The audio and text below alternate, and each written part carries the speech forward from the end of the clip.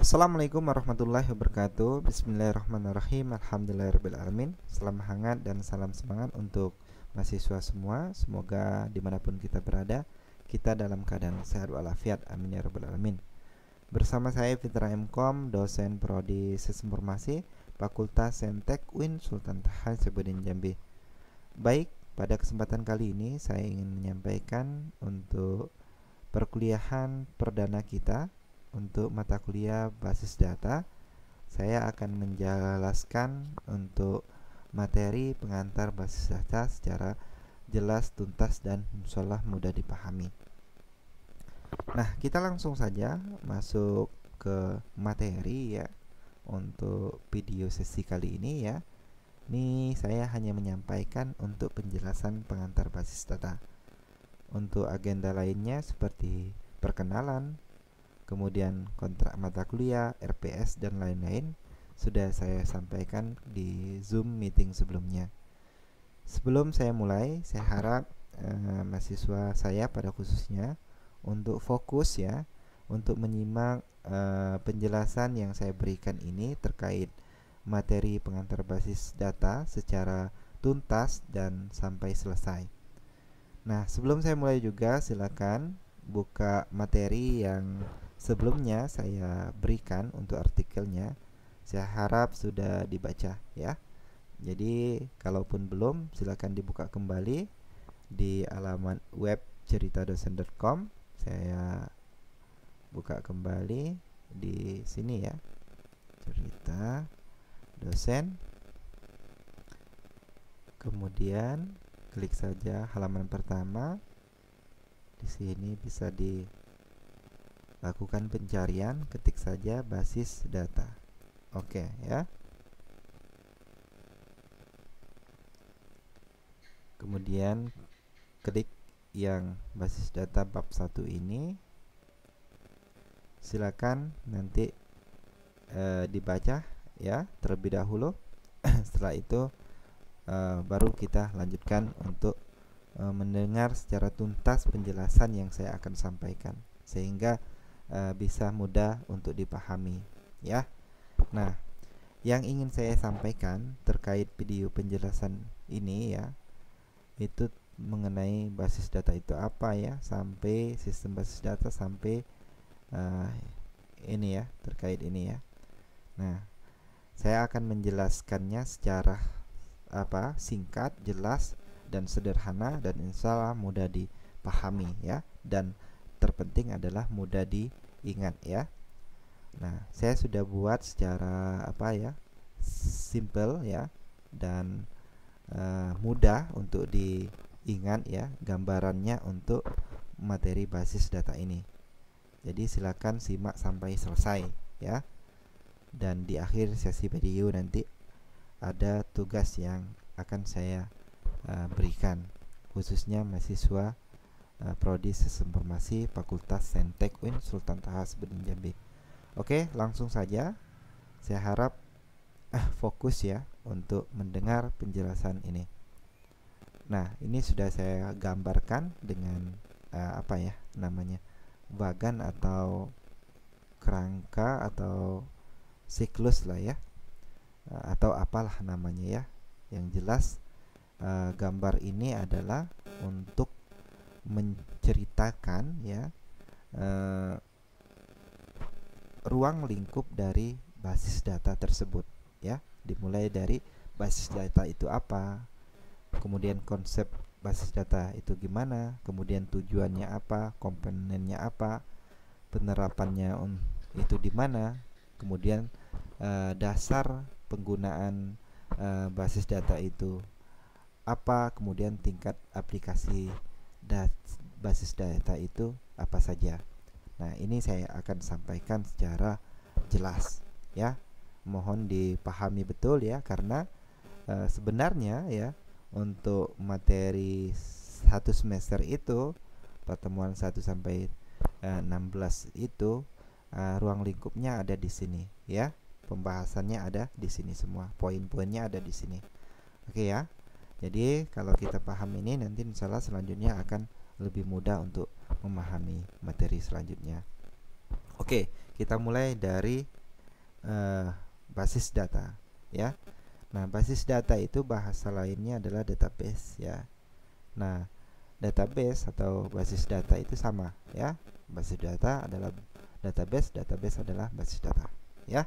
Nah, istilah basis data ini pada awalnya itu memang berawal dari ilmu komputer ya, tapi meluas ke bidang lainnya ya. Jadi untuk kata basis data atau database ini itu Pak sudah umum digunakan ya, baik itu oleh orang-orang komputer maupun bukan. Jadi tidak awam lagi. Jadi coba Anda bayangkan jika saya sebutkan basis data, kira-kira apa di bayangan kita semua? Pasti tentu ada yang akan berkata tempat penyimpanan gitu ya, atau bisa konvensional gudang gitu ya, bisa seperti itu ya. Jadi basis data itu adalah berawal dari ilmuwan komputer dan saat ini sudah meluas ya, jadi sudah umum ya kata basis data ini. Nah, basis data atau database itu kata dasarnya adalah data.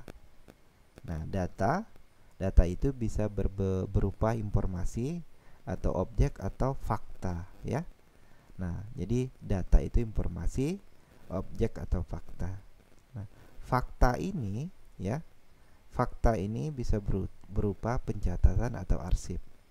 Nah, sebenarnya basis data ini sudah ada sebelum revolusi industri, yaitu seperti buku besar, kwitansi, dan kumpulan data yang berhubungan dengan bisnis dan lain-lain. Nah, kalau zaman dulu juga kita zaman bapak kita ya dulu ya, kita masih kecil, sangat kecil mungkin ya. Kalau lahir tahun 90-an ya, itu akan melihat basis data konvensionalnya, yaitu ketika kita belanja, kita mendapatkan tulisan catatan belanja di kertas rokok, kardus dan lain-lain. Nah, itu bagian dari basis data juga sebenarnya ya, begitu. Nah, data ini atau fakta ini dapat berbentuk basis data ya ketika dia misalkan di sini nanti ada data barang ya. Data barang itu ada atributnya adalah kode barang, nama barang, satuan ya. Jadi kalau kita beli barang di minimarket ya, kemudian ada data barang di situ, ada kode barangnya, nama barangnya apa, kemudian satuannya berapa, kemudian mungkin ada harga. Nah, ini kode barang, nama barang, satuan ini disebut dengan atribut. Ingat ya, disebut dengan atribut. Untuk data barang disebut dengan entitas ya. Ada data barang, entitas. Kemudian yang terkait dengan barang ini nanti ada data penjualan. Data penjualan itu adalah entitas juga. Mungkin ada nanti kode barang ya, harga jual gitu kan, tanggal transaksi dan lain-lain ya. Kemudian ada kode data pelanggan. Ada nama kode pelanggan, nama pelanggan, itu bagian dari data pelanggan adalah entitas, kemudian kode pelanggan, nama pelanggan itu atribut. Jadi data barang ini disebut dengan entitas, kemudian kode barang, nama barang, satuan disebut atribut. Itu ya simpelnya. Nah, jadi ini adalah data ya. Ini adalah data ya, atau yang kita kenal nanti sebagai database. Nah, apa itu database?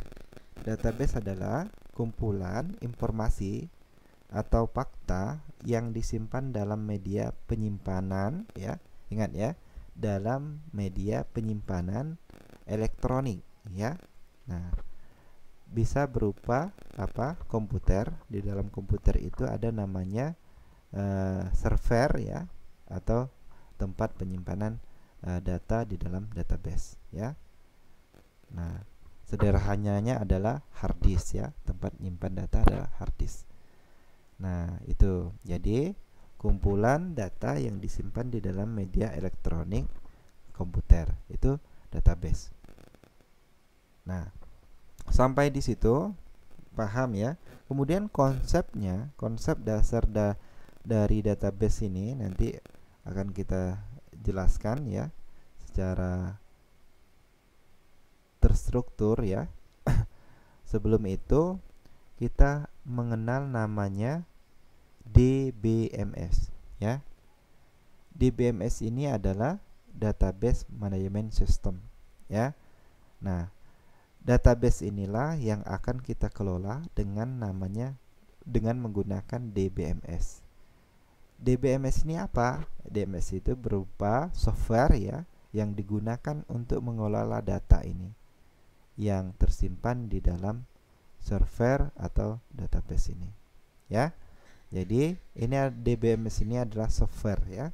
Softwarenya nanti bisa berupa Oracle, MySQL, MS Access dan lain-lain ya. Ini diantaranya saja. Nah, kita dalam penerapan pembelajaran kita akan menggunakan MySQL ya.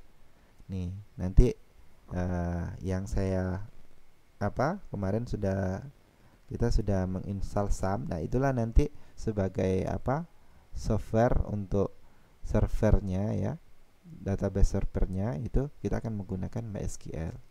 Nanti di dalam MySQL itu kita akan mengenal namanya DDL. DDL itu adalah data definition language. Kemudian ada DML, data manipulation language. Kemudian DCL ada data control language. Jadi ini yang akan kita bahas secara tuntas di materi nanti ke praktikumnya ya. Ini ya, bagaimana nanti membuat database, bagaimana membuat tabel, bagaimana memasukkan data ya, menghapus, mendelete dan mengupdate. Ini semuanya ada di sini ya. Nah, jadi ingat, kita akan mengelola database ini menggunakan DBMS yang softwarenya adalah kita akan menggunakan MySQL. Dalam hal ini kita menggunakan SAM ya sebagai server lokalnya, begitu ya. Nah, kemudian ketika DB dan DBMS disatukan ya, database kemudian menggunakan DBMS ini, namanya adalah DB plus DBMS adalah namanya database system. Nah, dikatakan database system, dia mempunyai beberapa komponen ya yang saling berhubungan dan terkait ya.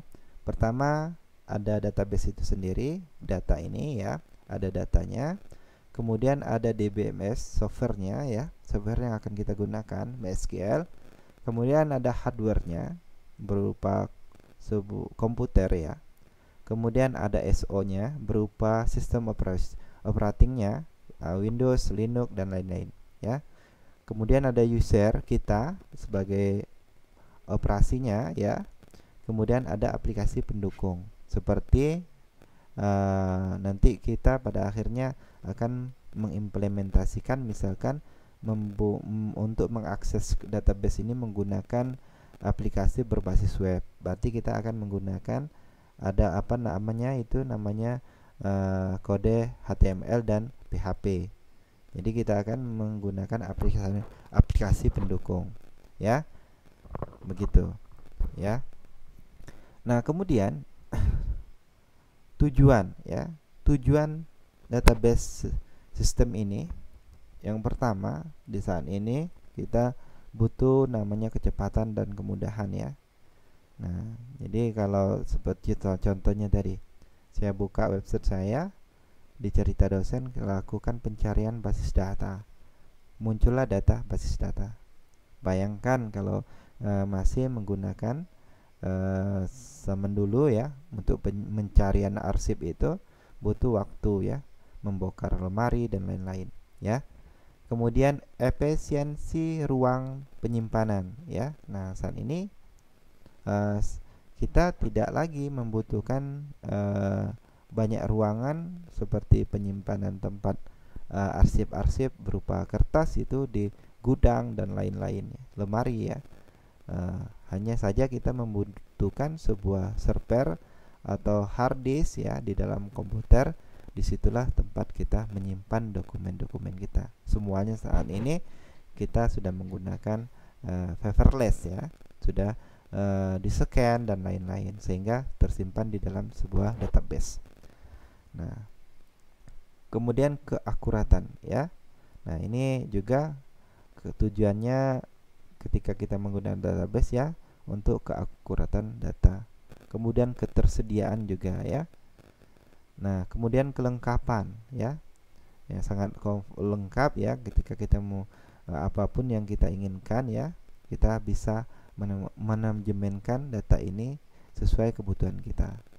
Kemudian keamanannya juga ini sangat terjamin ya, tapi sesuai dengan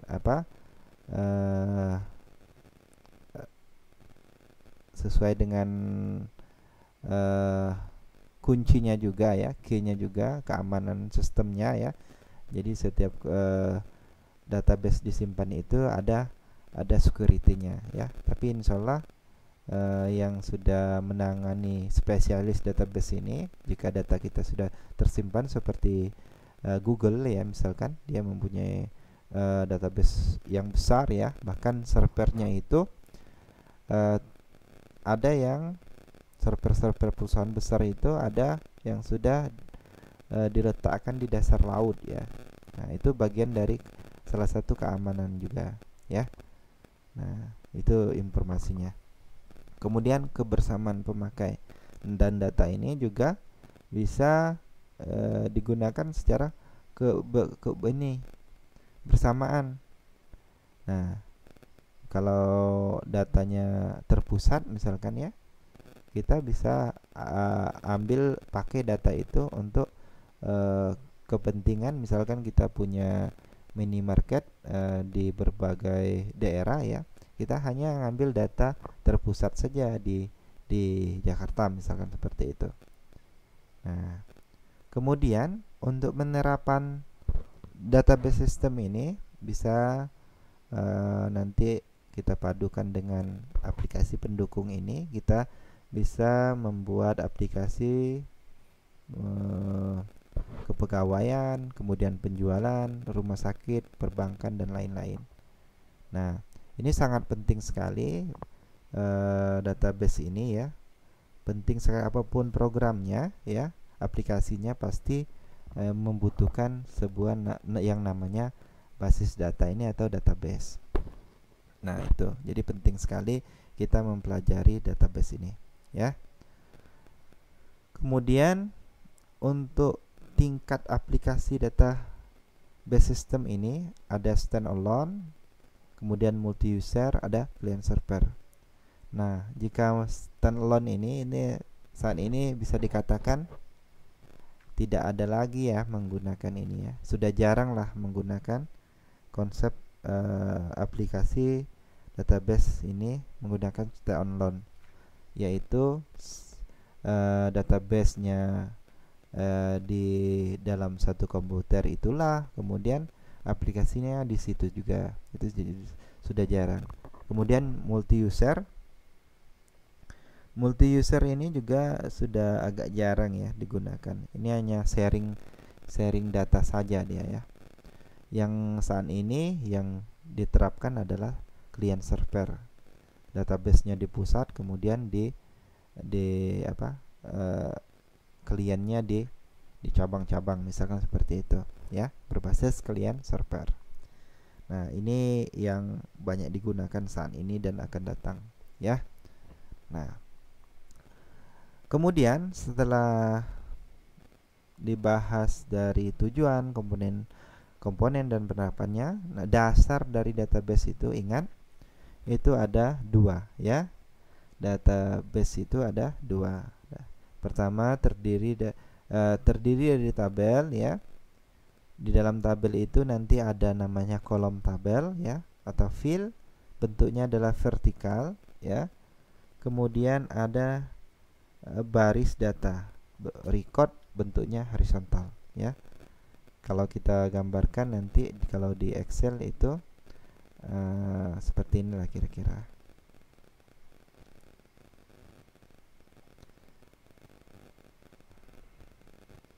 Tunggu.